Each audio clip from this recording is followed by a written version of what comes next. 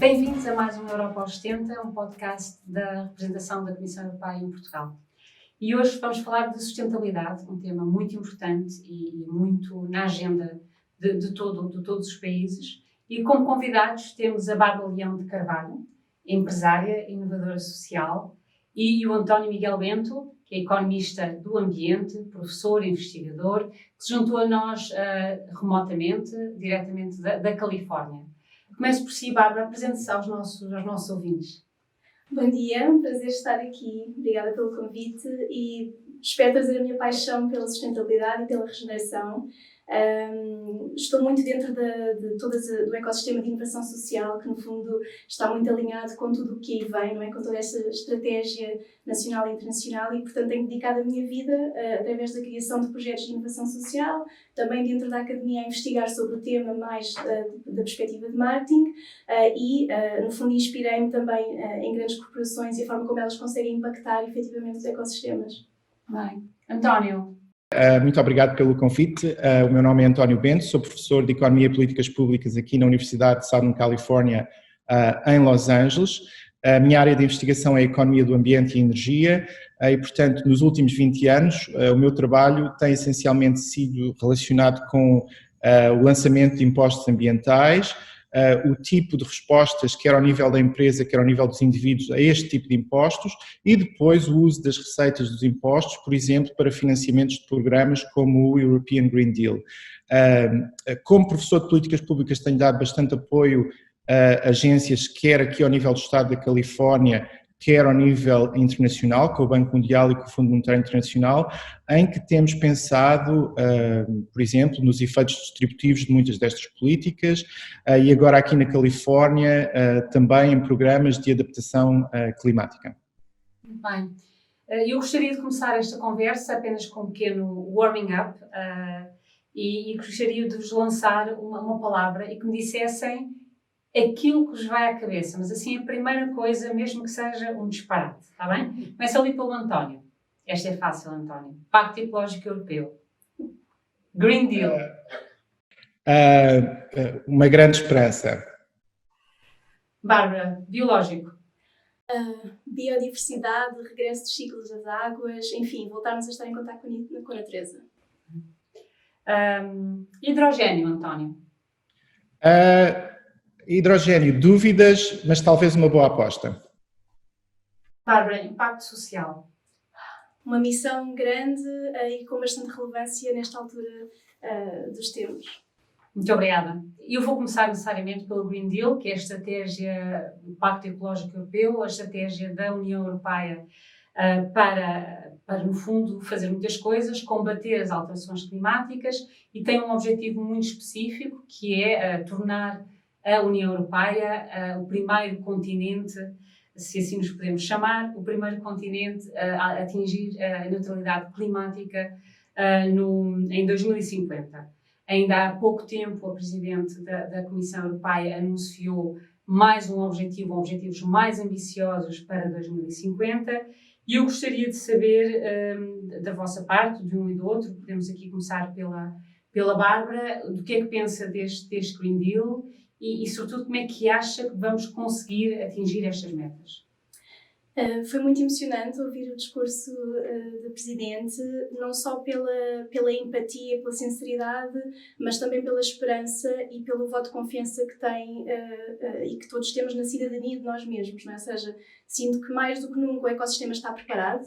É como se estivéssemos até à data a criar-se um solo fértil com um aumento de consciência, com a mudança de alguns hábitos de consumo, que no fundo tem um impacto muito grande, inclusive nas cadeias de valor, e portanto isso tem obviamente os seus impactos positivos e negativos em todo o ecossistema, não só europeu mas também internacional, e principalmente no ecossistema local, que no fundo é de onde vem portanto, o valor real, não é? Do que produzimos, da alimentação, enfim, dos ecossistemas, de todos os serviços que efetivamente a natureza nos proporciona e, portanto, de repente não, construidamente, ver um discurso emocionante em torno a uma estratégia clara, bem definida e bem suportada é emocionante e, portanto, estou muito feliz e expectante para ver como é que vai ser o rollout da estratégia para cada país e cá estaremos para fazer acontecer em conjunto. António. Pronto, como é óbvio, estou de acordo com a Bárbara, fiquei muito emocionado com o discurso da Presidente, em parte porque, como disse, a minha tese de doutoramento há 20 anos foi precisamente sobre como lançar impostos ambientais. Portanto, imagine o que é, no meio do discurso, ouvir-se é preciso pôr um preço nas emissões de carbono. Aliás, eu acho que essa foi a maior revelação. Porquê? Porque até à data nós temos tido muita dificuldade em ouvir políticos ao nível da Presidente da Comissão Europeia realmente falarem na necessidade de haver imposto sobre o carbono. E, portanto, o meu primeiro comentário é precisamente porquê um imposto sobre o carbono. Nós vamos ter que ter um imposto sobre o carbono precisamente porquê? Porque muitas das ações que nós fazemos, quer como indivíduos, quer como empresas, no nosso dia-a-dia, geram emissões e os preços que nós pagamos pelos bens e pelos serviços que consumimos não incluem o valor dessas emissões. Portanto, ao gerarmos essas emissões, estamos a causar uma série de problemas para a sociedade, problemas que, na verdade, acabam por ser globais e, portanto, até pormos um preço no carbono, podemos dizer que as nossas decisões do dia-a-dia não refletem esses custos sociais, não é? E, portanto, o primeiro passo do discurso da Presidente, que foi muito interessante, na verdade, foi esta questão de pôr um preço no carbono. Agora, eu acho que, pela minha perspectiva, o que me deu bastante esperança foi realmente o tom do discurso da Presidente, porque o Green Deal não é só uma questão de pôr um imposto sobre o carbono. Aliás, essa é uma componente muito narrow, de certa maneira. Portanto, a questão aqui o programa do Green Deal é um programa muito ambicioso que vai resultar numa transformação total da economia europeia. E, portanto, a minha reação inicial de esperança eu acho que esta vai ser a década da Europa, a década de sucesso da Europa. Porquê? Porque estamos numa realidade global em que os Estados Unidos perderam a liderança nesta área. Na verdade, infelizmente temos nesta altura um presidente que há cerca de alguns dias disse aqui na Califórnia que até os fogos da Califórnia iriam desaparecer porque a temperatura iria baixar, portanto um total desconhecimento de alterações climáticas.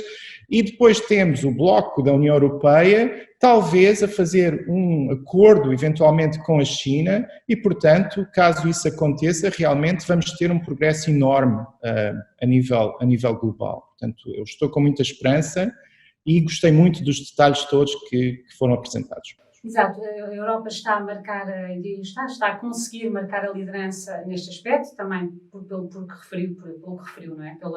Pela retirada dos Estados Unidos, nomeadamente do Acordo de Paris, e a retirada da liderança e de uma contribuição positiva a nível mundial. E a Europa, acho que, de facto, a União Europeia e a Presidente von der Leyen viram essa oportunidade e estão a marcar a agenda internacional neste aspecto. Relativamente, já vamos voltar às políticas públicas, a fiscalidade é de facto muito importante, a Comissão Europeia também já o anunciou e disse que temos que rever as diretivas da fiscalidade para pôr de forma a ser consonante com os objetivos do Pacto Verde. Nós sabemos que a fiscalidade na União Europeia tem um problema que é a unanimidade. Para uns é um problema, para outros é uma necessidade, é uma discussão que poderemos depois ter, mas eu gostaria de saber, isto tem que ser, e a Presidente também o frisou, isto tem que ser algo que temos que todos fazer. As políticas públicas são extremamente importantes, podem dar os objetivos, podem dar os incentivos, mas depois temos os atores, e os atores muito importantes são as empresas e, obviamente, os consumidores. Agora, do lado das empresas, Bárbara, acha que já temos, por exemplo, em Portugal, que já temos a consciência corporativa, a responsabilidade corporativa dentro no seio empresarial para mudar determinados hábitos, para não se oporem constantemente à fiscalidade verde e para adotarem outros hábitos que vão ser importantes na concretização destes objetivos? Sim, e na verdade houve um bom enfoque, portanto, no papel que têm as PMEs neste ecossistema todo, bem como o papel que tem a inovação social e as organizações de terceiro setor, organizações de economia social que neste momento estão a ganhar força e a gerar massa crítica. E eu acredito que isto vem, e falo do meu background de marketing, muito da tomada de consciência do consumidor, que consegue perceber que, no fundo, através das suas compras, tem o seu voto, ou seja, dá o seu voto para onde quer dirigir a economia. E, portanto, se eu, enquanto consumidora, decidir votar, ou seja, comprar nas PMEs, nas organizações de terceiro setor que têm um portfólio, que oferecem serviços e produtos sustentáveis, regenerativos, nós estamos, direta e indiretamente, a contribuir para o redirecionamento da economia. E, portanto, ao dirigirmos o nosso poder de compra, nós estamos a introduzir liquidez e estamos a introduzir valor na economia real. Obviamente que quando isto acontece, gera-se uma massa crítica muito grande, porque há interesses económicos por trás de tudo, e é suposto haver, é bom que haja interesses económicos, mas que esses sejam colocados em projetos que venham a regenerar o ecossistema, que venham sinceramente e com métricas capazes de explicar como é que se faz de outra forma. E, portanto, neste contexto em que não só o consumidor está à procura de soluções, também as PMEs, e eu falo sempre e puxo sempre muito pela função da economia social, porque é muito daí que está a vir a inovação. O que sinto é que há hoje em dia um encontro de vontades que antes não existia, porque há esta vontade sincera de não deixarmos morrer aquilo que é mais precioso para nós. Não só o ecossistema, o nosso planeta onde moramos, e esta nossa visão mais coletiva, mas também o impacto que isso tem nos nossos irmãos, na nossa família, na nossa comunidade local. Eu acho que há muito mais empatia hoje em dia e muito mais vontade sincera para a mudança. Portanto, sim, está nas nossas mãos e é através de cada um a mudar o seu voto, ou seja, o seu poder de compra, mas também este apoio que eu espero que chegue de forma muito pragmática, no fundo, ao ecossistema, não é? Às empresas por aí fora, e que tenho a certeza que agora, mais que nunca, saberão aproveitar e tornar, portanto, e receber para que possa tornar ainda mais relevantes os seus portfólios e assim contribuir para mais oferta destes produtos e serviços que são aqueles que vão mudar o mercado, espero eu. E vai haver, e claro, o InvestEU vai ser muito dedicado também a todos os projetos sustentáveis, nomeadamente das PMEs, portanto haverá muito financiamento, haverá muito, quer financiamento, quer através de empréstimos, quer através de subvenções, para que as empresas comecem a mudar, de facto, os seus métodos de produção, as suas embalagens, de forma a conseguirmos todos juntos alcançar estes objetivos. Voltando agora ao papel das políticas públicas, há de facto uma discussão, sabendo, aqueles que dizem que acham que as políticas públicas devem estabelecer os objetivos, devem estabelecer as metas, mas não o caminho. O caminho deve ser deixado à inovação, à ciência e às empresas, que deve ser a economia a decidir como é que chegam a estas metas. Falei-lhe do hidrogênio, que é um tema que está em cima da mesa. Muitos acham que esta aposta, quer a própria da Comissão Europeia, quer agora do governo português, no hidrogênio, alguns acham que não é necessariamente uma boa aposta e que vamos entrar talvez no mesmo erro que entramos há uns anos atrás, nomeadamente em Portugal, na aposta nas eólicas e na energia eólica, e atrasámos muito, por exemplo, em relação a outro tipo de energias renováveis. Qual é a sua posição sobre qual deve ser o papel da União Europeia e do Estado no que diz respeito a esta questão? Pronto, essa realmente é uma questão muito pertinente e na verdade, como economista, não é? Aliás, todos os economistas acreditam que é importante lançar metas. Porquê? Porque as metas criam objetivos e, sobretudo, criam novos mercados através da inovação. Há alguma divergência sobre a questão de que, em cima das metas, também se deverão estabelecer, de certa forma, alguns caminhos. Eu tenho que confessar que até 10 anos atrás, talvez pelo tipo de formação que tive, acreditava mais que o ponto principal seriam só estabelecer metas. Até vir para a Califórnia e começar a perceber que às vezes também é importante estabelecer caminhos. Vou-lhe dar um exemplo muito concreto. Quando se estabelecem metas, mas não se estabelecem caminhos, por exemplo, no setor dos transportes, não se consegue decidir imediatamente se deverá investir, por exemplo, em carros elétricos ou em carros a hidrogênio. E a consequência disso é que talvez não se consegue, ao mesmo tempo, criar, por exemplo, as redes de abastecimento, não é? E, portanto, o que se viu aqui na Califórnia, quando se pensou na eletrificação dos carros ligeiros, foi decidiu-se precisamente qual seria a tecnologia que, na altura, através de vários estudos, se pensasse que era a mais cost-effective e, entretanto, o Governo do Estado, em colaboração com o Governo Federal, investiu na infraestrutura toda que fosse necessária realmente para criar o mercado. Porquê?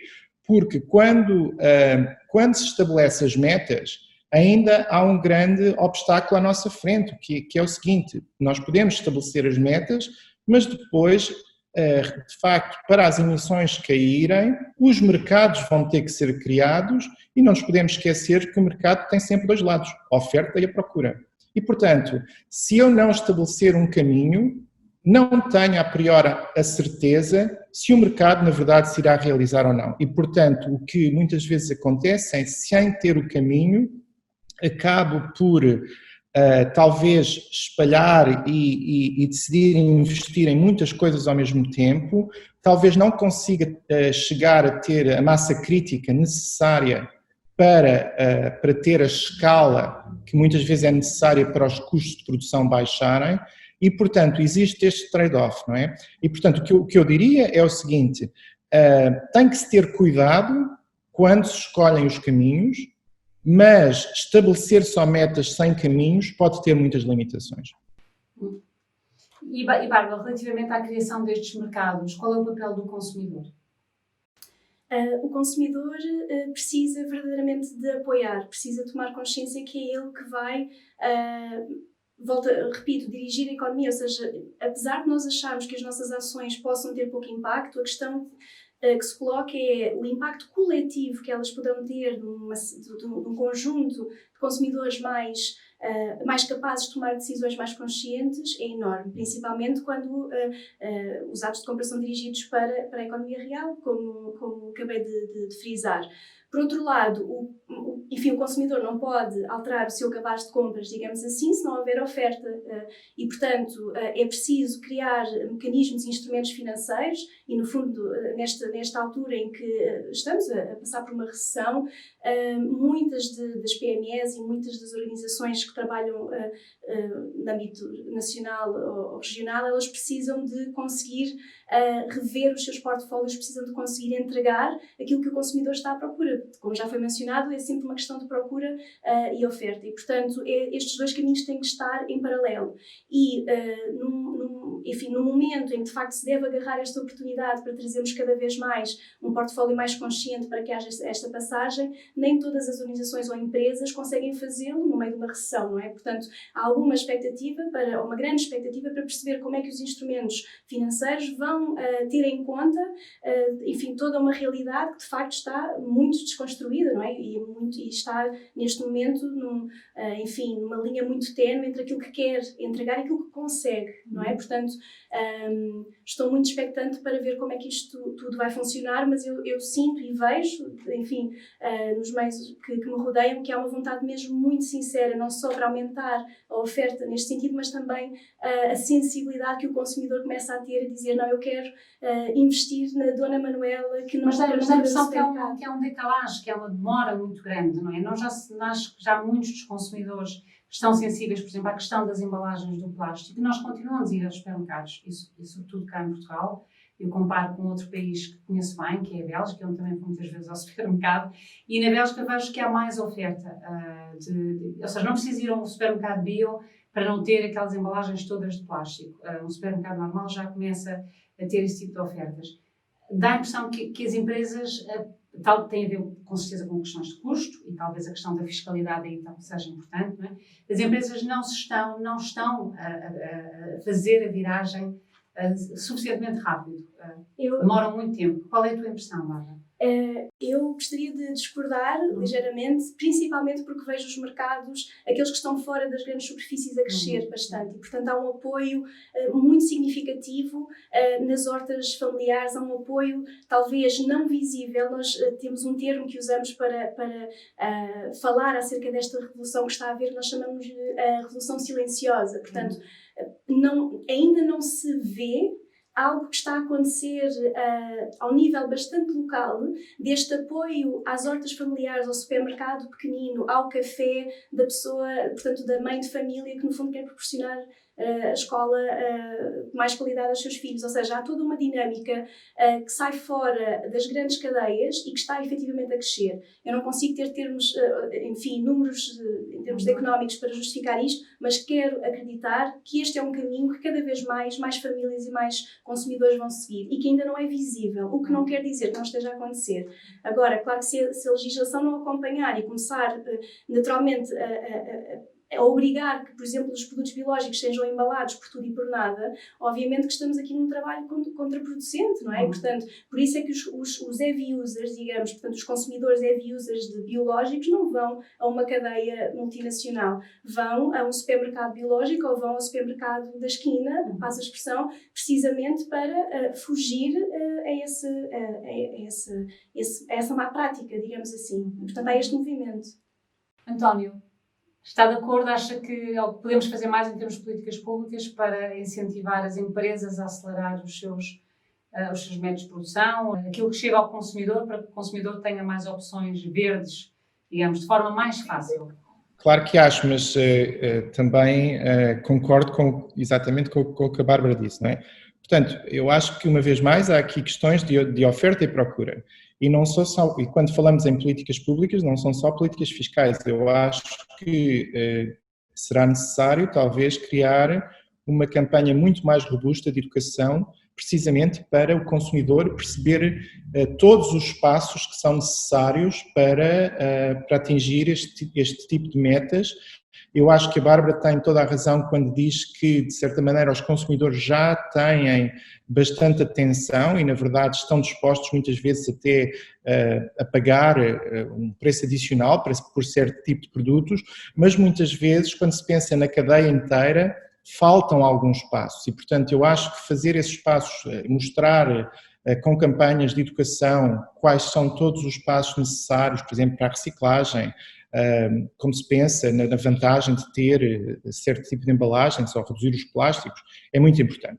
Agora, como economista, como é óbvio, eu acredito que os incentivos são essenciais e, portanto, falou no caso da Bélgica, não é? Uma das razões porque há uma grande diferença entre a Bélgica e Portugal foi porque a Bélgica, há bastantes anos atrás, começou a pensar muito seriamente, por exemplo, na política de plásticos e também até no preço dos sacos de plásticos nos supermercados e nas alternativas de plásticos. E, portanto, eu acho que o uso dos incentivos aqui são muito importantes. Queria voltar até, se me permitisse, à questão também de lançar não só as metas, mas os caminhos, porque não me parece que tenha respondido na totalidade a essa questão.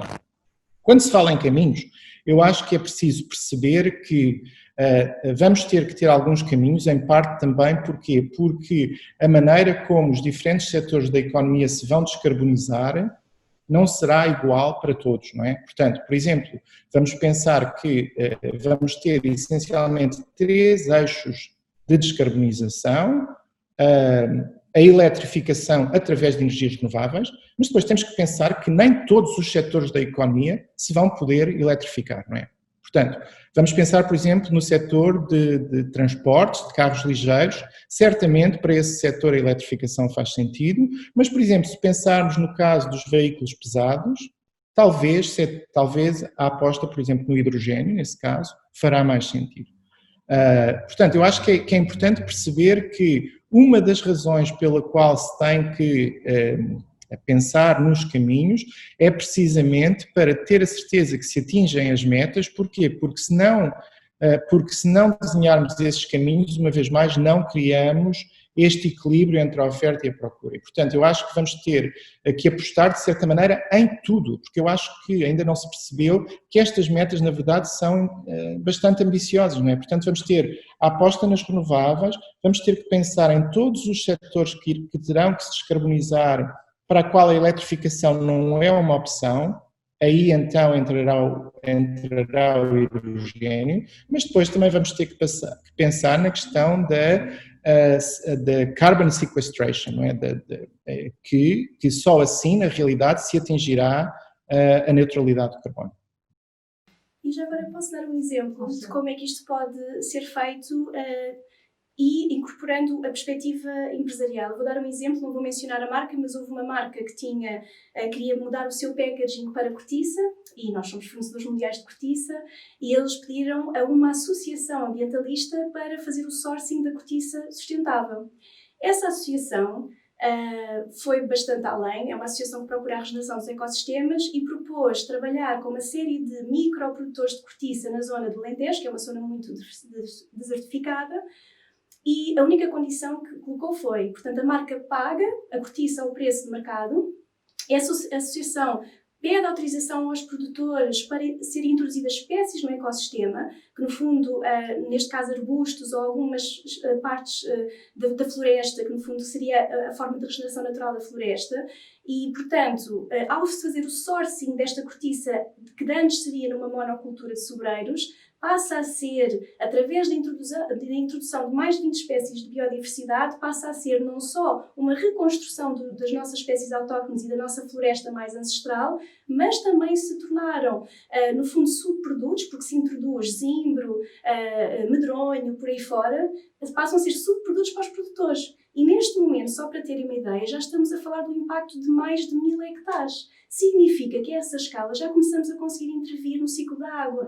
Significa que a essa escala nós já conseguimos não só ter um impacto económico enorme na região e criar postos de trabalho, enquanto regeneramos o ecossistema, enquanto provavelmente devolvemos água à região. E estamos a falar num processo de consumo em que a marca simplesmente decidiu olhar para o seu sourcing. E o consumidor tem não só prazer em comprar aquela marca, porque no fundo sabe a história e sabe que está a apoiar, mas não tem que, ou seja, e partiu da própria marca, não partiu única e exclusivamente da consciência do consumidor.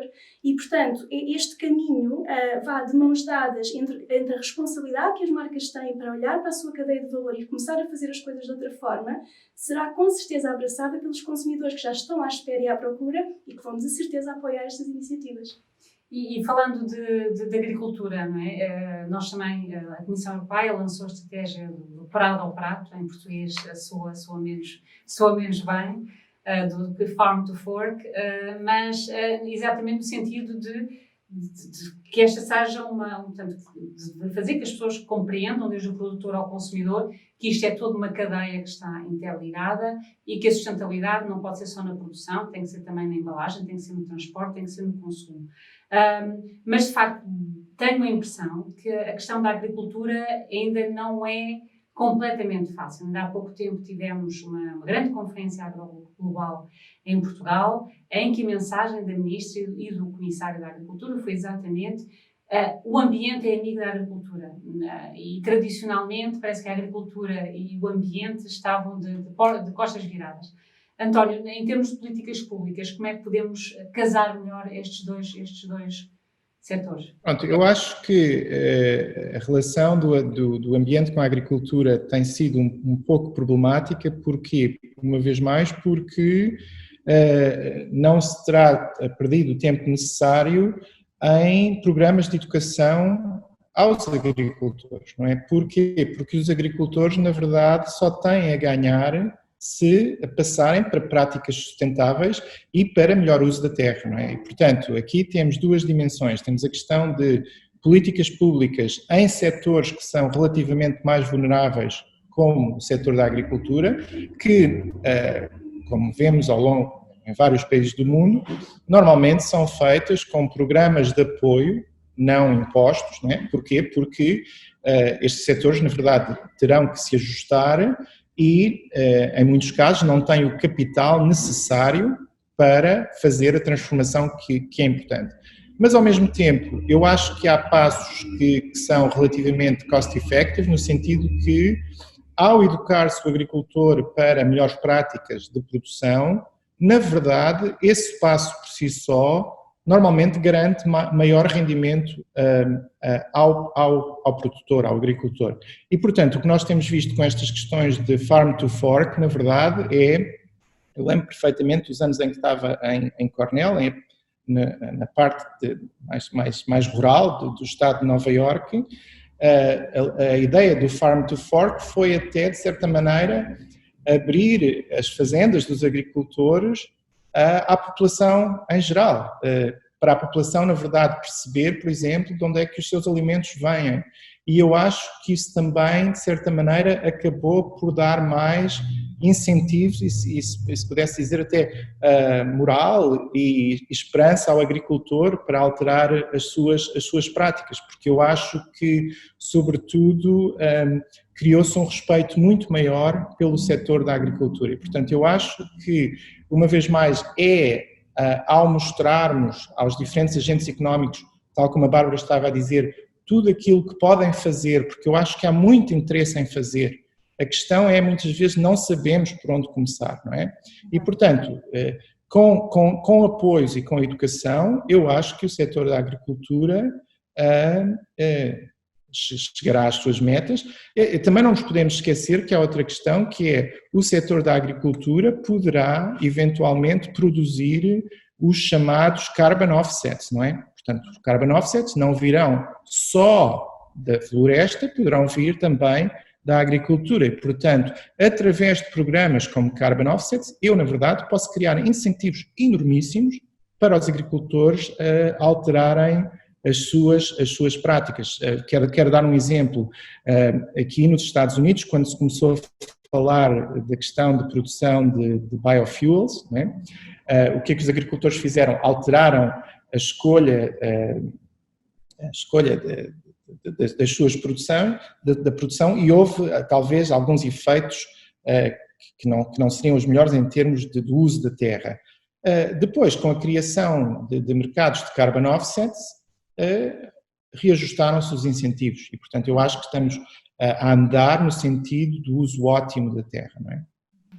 Bárbara, tem a Biovila exatamente além do mais, ou também uma exploração agrícola. Como é que conseguiram, qual tem sido a aceitação e como é que conseguiram fazer esta abertura à comunidade e qual foi o objetivo deste projeto e quais foram os resultados?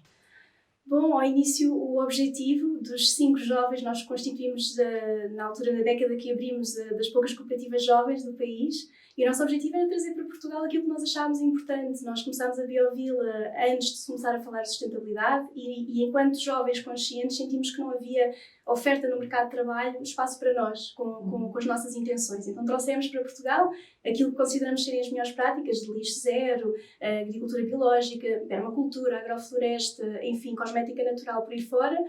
Estamos dentro de 55 hectares de floresta dentro do Parque Natural da Rábida e, no fundo, proporcionamos uma experiência de educação para a regeneração e a sustentabilidade, onde as pessoas, esperamos nós, se inspirem e levem para casa o que faz sentido. É claro que este nosso sonho criou raízes, literalmente, e lidamos com todas as questões nacionais, nomeadamente a falta de água, nomeadamente questões de escala, premiums cobrados dos produtos biológicos, etc., que no fundo limitam o bom escoamento de produtos e afins. Portanto, no fundo acabamos por ser muito pioneiros nestas áreas.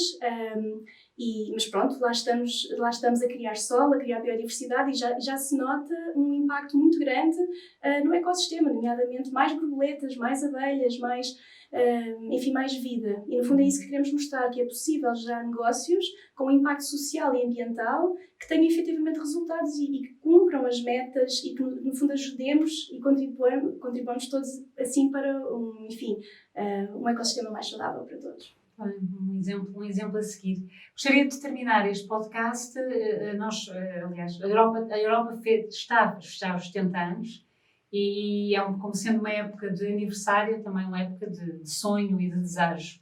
E gostaria de vos perguntar o seguinte: António, se encontrasse a Ursula von der Leyen num elevador e tivesse a ocasião de ter um minuto com ela, o que é que lhe sugeriria? Proposta é que faria à Presidente da Comissão? O que eu sugeria era para se pensar muito bem como vamos ligar a política social com a política ambiental, não é? Porque uma das coisas que nós não falámos hoje é que não só estas metas são muito ambiciosas, mas vão requerer uma transição enormíssima da economia.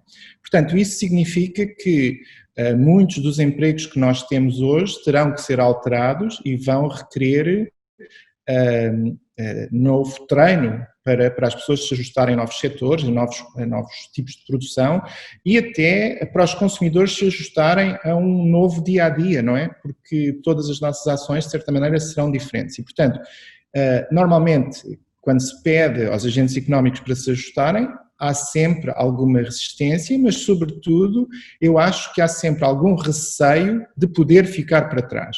E, portanto, eu acho que o sucesso deste sonho europeu, que agora é lançado com estas metas absolutamente incríveis, tem que ser acompanhado com muitas garantias de apoio social. Não é? Portanto, apoio social para a transição, mas depois também a ideia de não deixar ninguém ficar para trás. E, portanto, no caso de Portugal, parece-me que uma das áreas em que terá que se pensar muito bem como fazer esta transição tem a ver com a renovação dos prédios, não é? E a pobreza energética. Porquê? Porque, como sabemos, com os custos de atingir estas metas, há sempre, talvez, algum problema relacionado com o preço final que os consumidores irão pagar por alguns dos bens e serviços que irão consumir e, portanto, a necessidade de garantir que não vamos deixar ninguém para trás. E, portanto, eu acho que a Presidente está, de certa maneira, já bastante consciente destes assuntos, mas, por exemplo, no meu diálogo com algumas pessoas em Portugal, eu vejo que esse tem sido, na verdade, um dos maiores medos, não é? Por exemplo, quando falamos do hidrogênio, imediatamente não só houve a questão de será que esta é a aposta certa, mas houve também a questão o que é que isto vai significar para os preços, não é? E será que a nossa economia irá perder a competitividade? Portanto, esse é o primeiro ponto. Quero só fazer mais um ponto. Eu acho que não nos podemos esquecer que eu acho que um dos anúncios que foi feito que para mim me deixou absolutamente feliz foi a ideia de se pensar num imposto de ajustamento na fronteira, que se chama o Carbon Border Adjustment. Portanto, eu acho que a nossa obrigação é explicar a todos os produtores na Europa, incluindo aos produtores em Portugal, que ao atingirmos estas metas, não só não vamos ficar para trás, mas vamos ter a oportunidade de nos transformar porque não perdemos competitividade. Não só perdemos competitividade, como podemos ganhar competitividade. E, portanto, como é que isso se faz? Isso faz-se porquê? Porque ao impormos as metas nos nossos produtores, os nossos produtores depois, quando entram no mercado internacional, têm este ajuste de Carbon Border Adjustment. Por exemplo, se estamos a competir com um produtor que não seguiu as mesmas metas, esse produtor terá que pagar este imposto, quer venha a vender os seus produtos no mercado europeu. Não é?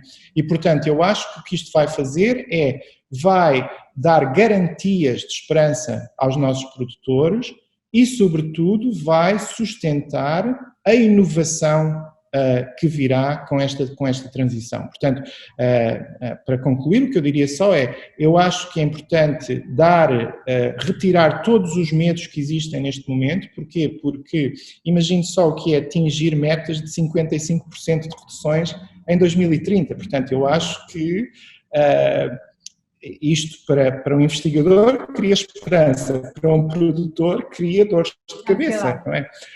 E, portanto, uma grande ansiedade. E, portanto, eu acho que o papel de um agente político nesta altura é tirar a ansiedade. Eu tenho trabalhado muito com o governador Schwarzenegger e uma coisa que o governador Schwarzenegger diz sempre é não só tirar a ansiedade, como lembrar-nos a todos do custo que teríamos se não fizéssemos nada. Isso é também muito importante. Bárbara, se tivesse um desejo, uma proposta para a Presidente da Comissão? Eu pediria para olhar com muita atenção para o impacto que tem a banca ética e essa peça que falta em Portugal e provavelmente em vários outros países, porque, vou dar um exemplo, na Biovila temos a felicidade de conseguirmos alavancar bom investimento e introduzi-lo na nossa missão social e ambiental, mas o escrutínio das nossas contas é exatamente o mesmo de qualquer empresa. E, portanto, há aqui alguma injustiça nos critérios de avaliação, por exemplo, que a banca ética acaba por resolver, porque olha para os projetos que estão a ter esta contribuição social e ambiental de uma forma mais humana e a técnica é diferente. E, portanto, se nós efetivamente queremos ser ambiciosos, nós precisamos de estar neste momento a recompensar quem efetivamente está a trabalhar estas temáticas. E o mercado precisa de crescer através delas. E a banca ética faz esse papel porque só investe na economia real e a economia real é, sobretudo, no fundo, as empresas e organizações que trabalham nas questões ambientais, sociais e económicas ao nível da região. E, portanto, esse seria o meu desejo, seria uma felicidade enorme podermos ter, portanto, a banca ética a entrar nos países todos, ou então fazer o rollout de medidas para a banca clássica, que obviamente também há essa abertura e há esse desejo, mas seria esse o meu pedido. Duas excelentes propostas aqui para a Presidente. Eu quero-vos agradecer muito a vossa presença e o vosso contributo para esta conversa, foi muitíssimo interessante e bom, espero desejo-vos todo muita coragem, muita sorte e muito empenho nas vossas batalhas cotidianas e espero também poder continuar a contar convosco também noutros eventos e ocasiões da Comissão Europeia em Portugal. Muito obrigado. Muito obrigada.